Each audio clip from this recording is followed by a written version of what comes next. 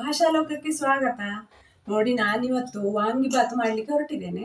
ಹಾಗೆ ವಾಂಗಿಬಾತು ಪುಡಿ ಮಾಡೋದು ಹೇಗೆ, ಹಾಗೆ ಅದರಿಂದ ವಾಂಗಿಬಾತು ಮಾಡೋದು ಹೇಗೆ ಕೂಡ ಈ ವಿಡಿಯೋದಲ್ಲಿ ನೋಡಿಕೊಂಡು ಬರುವ. ಫಸ್ಟ್ ಅನ್ನಕ್ಕೆ ಇಟ್ಟುಕೊಳ್ಳುವ. 1 ಗ್ಲಾಸ್ ಅಕ್ಕಿಗೆ 2 ಗ್ಲಾಸಿನಾಗಿ ನೀರು ಹಾಕಿ ಅನ್ನಕ್ಕೆ ಇಡ್ತಾ ಇದ್ದೇನೆ. ಈಗ ನಾವು ಅದಕ್ಕೆ ಇರುವ ವಸ್ತುಗಳನ್ನೆಲ್ಲ ರೆಡಿ ಮಾಡಿಕೊಳ್ಳುವ. ನೋಡಿ, ಬದನೆಕಾಯಿ ನಾನು ಹೀಗಿರುವ ಬದನೆಕಾಯಿಯನ್ನು ತಗೊಂಡಿದ್ದೇನೆ. ಹೀಗಿರುವುದಾದ್ರೆ ಒಳ್ಳೇದಾಗ್ತದೆ. ನನಗೆ ಒಂದು ಕುರ್ತೆದು ಮಾಡ್ತಾ ಇರುವ ಕಾರಣ ನಾನು 2 ಬದನೆಕಾಯಿಯನ್ನು ತಗೊಂಡಿದ್ದೇನೆ. ವಾಂಗಿಬಾತು ಮಾಡಲಿಕ್ಕೆ ಹುಳಿ ಬೇಕು. ಹುಳಿಯನ್ನು ಸ್ವಲ್ಪ ನೀರಿನಲ್ಲಿ ನೆನೆ ಹಾಕಿಕೊಳ್ಳುವ, ನೆನೀತಾ ಇರಲಿ. ಫಸ್ಟ್ ಬದನೆಕಾಯಿಯನ್ನು ಕಟ್ ಮಾಡಿ ನೀರಿಗೆ ಹಾಕಿಕೊಳ್ಳುವ ನಾವು.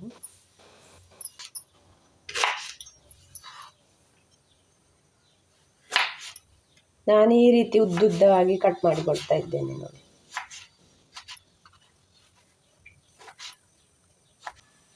ಹೀಗೆ ಕಟ್ ಮಾಡಿದ್ರೆ ನೀಟಾಗಿ ಬರ್ತದೆ. ಹಾಗೆ ನಾನು ಈ ರೀತಿಯಾಗಿ ಕಟ್ ಮಾಡಿಕೊಳ್ತಾ ಇದ್ದೇನೆ.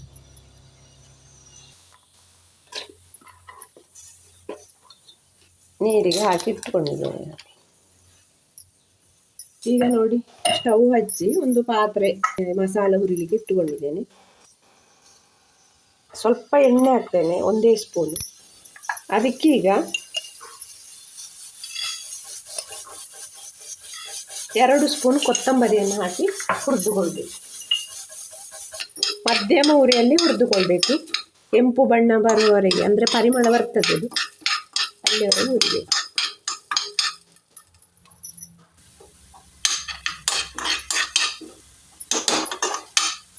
ಈಗ ಇದು ಆಗಿದೆ, ಪರಿಮಳ ಬರ್ತಾ ಉಂಟು, ಹಾಗೆ ಕಲರು ಚೇಂಜ್ ಆಗಿದೆ. ಈಗ ಇದನ್ನು ಒಂದು ಪ್ಲೇಟಿಗೆ ತೆಕ್ಕೊಳ್ತೇನೆ.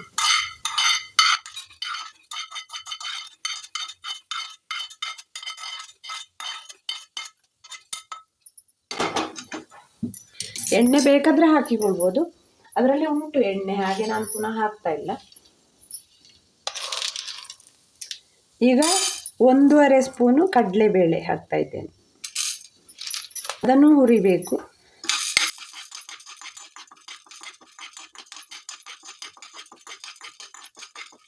ಅದೊಂದು ಅರ್ಧ ಹುರಿದಾಗುವಾಗ ಉದ್ದಿನ ಬೇಳೆ 1.5 ಸ್ಪೂನ್ ಹಾಕ್ತಾ ಇದ್ದೇನೆ.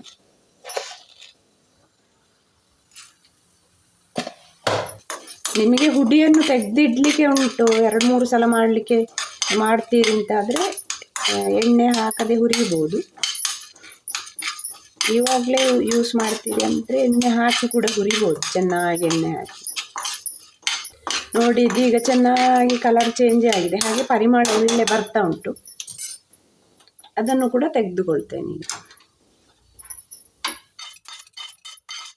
ಈಗ ಸ್ವಲ್ಪ ಎಣ್ಣೆ ಹಾಕ್ತಾ ಇದ್ದೇನೆ. ಇದಕ್ಕೆ ಚಕ್ಕೆ ಸ್ವಲ್ಪ ಜಾಸ್ತಿ ಹಾಕಿದರೆ ಒಳ್ಳೆಯದಾಗ್ತದೆ. ಚಕ್ಕೆ ಹಾಕ್ತಾ ಇದ್ದೇನೆ. 2 ಏಲಕ್ಕಿ, 2 ಲವಂಗ ಹಾಕ್ತಾ ಇದ್ದೇನೆ. ಅದನ್ನು ಸ್ವಲ್ಪ ಹುರಿಬೇಕು. ಚಕ್ಕೆಯ ಪ್ರಮಾಣ ಇನ್ನೂ ಸ್ವಲ್ಪ ಜಾಸ್ತಿ ಮಾಡಿಕೊಳ್ಬೋದು, ಚಕ್ಕೆ ಮತ್ತು ಲವಂಗ. ಅದು ತುಂಬ ಚೆನ್ನಾಗಿ ಪರಿಮಳ ಬರ್ತದೆ. ಬೇಕಾದವರು ಜಾಸ್ತಿ ಕೂಡ ಹಾಕಿಕೊಳ್ಬೋದು.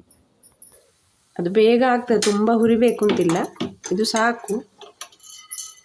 ಅದು ಆಲ್ರೆಡಿ ಎಣ್ಣೆ ಎಲ್ಲ ಬಿಸಿ ಇರ್ತದೆ, ಪಾತ್ರೆ ಎಲ್ಲ, ಹಾಗಾಗಿ ಬೇಗ ಆಗ್ತದೆ.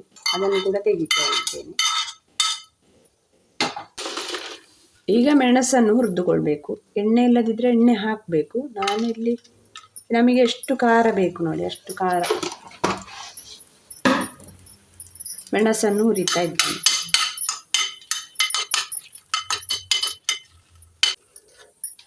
ಸ್ವಲ್ಪ ಇಂಗನ್ನು ಹಾಕ್ತಾ ಇದ್ದೇನೆ.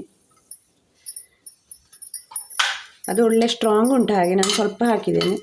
ನೀವು ಪುಡಿ ಹಾಕೋದಾದರೆ ಸ್ಟವ್ ಆಫ್ ಮಾಡಿದ ಮೇಲೆ ಕೂಡ ಹಾಕ್ಬೋದು. ಈಗ ಇದು ಆಗಿದೆ, ಸ್ಟವನ್ನು ಆಫ್ ಮಾಡಿಕೊಳ್ತಾ ಇದ್ದೇನೆ. ಇದನ್ನು ಕೂಡ ಇದಕ್ಕೆ ಪ್ಲೇಟಿಗೆ ಹಾಕಿಕೊಳ್ತಾ ಇದ್ದೇನೆ. ಈಗ ಈ ಮಸಾಲೆಗಳನ್ನು ತಣಿಲಿಕ್ಕೆ ಬಿಡಬೇಕು. ಈಗ ಇದು ಆರಿದೆ. ನೋಡಿ, ನಾನು ಪುಡಿ ಮಾಡಿಕೊಳ್ಳುವ.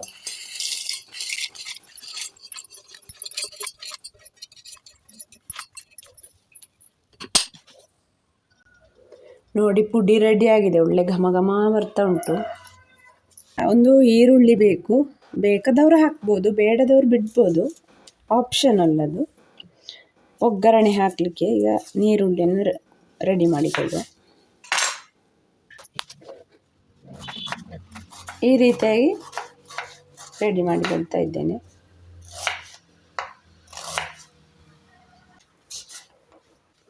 ನೋಡಿ, ಅನ್ನ ಕೂಡ ಆಗಿದೆ.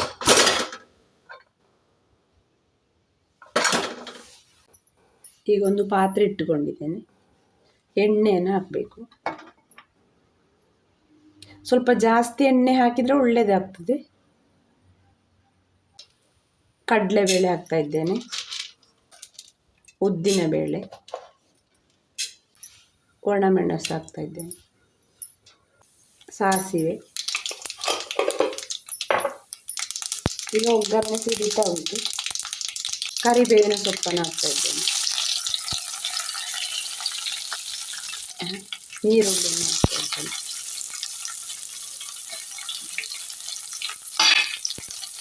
ಫ್ರೈ ಮಾಡಬೇಕು.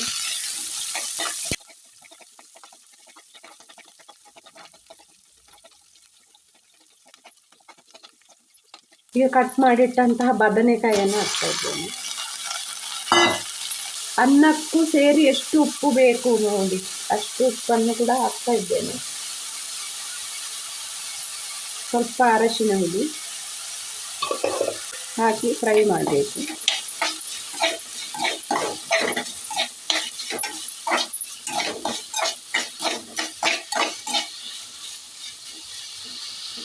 ಅದು ಎಣ್ಣೆಯಲ್ಲೇ ಚೆನ್ನಾಗಿ ಬೇಯಬೇಕು. ಸ್ವಲ್ಪ ಮುಚ್ಚಿಟ್ಟು ಬೇಯಿಸ್ತಾ ಇದ್ದೇನೆ ಮಧ್ಯಮ ಉರಿಯಲ್ಲಿ.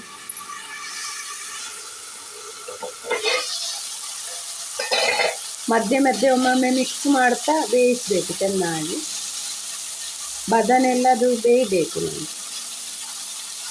ಸ್ವಲ್ಪ ಆಗಬೇಕಿನ್ನು.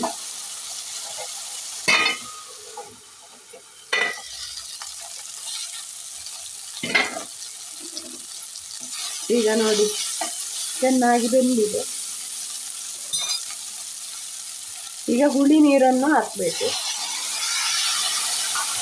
ತೆಂಗಿನ ತುರಿ ಬೇಕಾದವರು ಹಾಕ್ಬೋದು, ನಾನಿವತ್ತು ಹಾಕಲಿಲ್ಲ. ಹಾಕಿದರೂ ಕೂಡ ಒಳ್ಳೆ ಟೇಸ್ಟ್ ಆಗ್ತದೆ. ಸ್ವಲ್ಪ ಹಾಕಬೇಕು. ದೊಡ್ಡ ಉರಿ ಮಾಡಿಕೊಳ್ತಾ ಇದ್ದೇನೆ.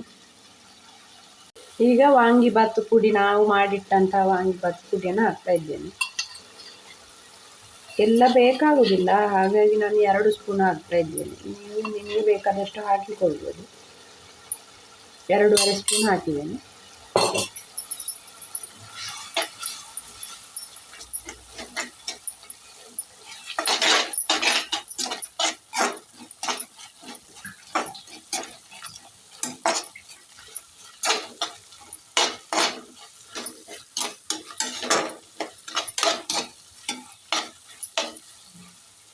ನೋಡಿ, ಅದು ಪುಡಿ ಹಾಕಿದ ಕೂಡಲೇ ದಪ್ಪ ಆಯಿತು ನೋಡಿ.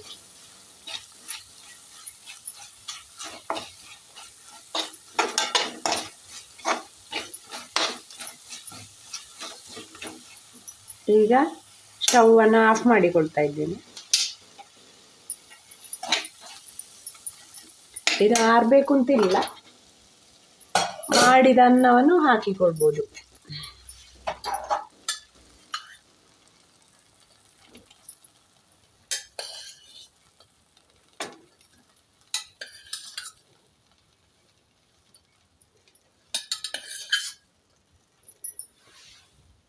ಅನ್ನವನ್ನು ಹಾಕಿ ಚೆನ್ನಾಗಿ ಮಿಕ್ಸ್ ಮಾಡಿ.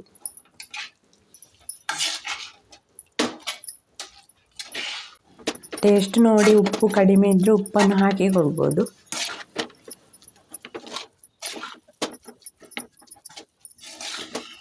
ಚೆನ್ನಾಗಿ ಮಿಕ್ಸ್ ಮಾಡಿದರೆ ಈಗ ರುಚಿ ರುಚಿಯಾದ ವಾಂಗಿಬಾತ್ ರೆಡಿ.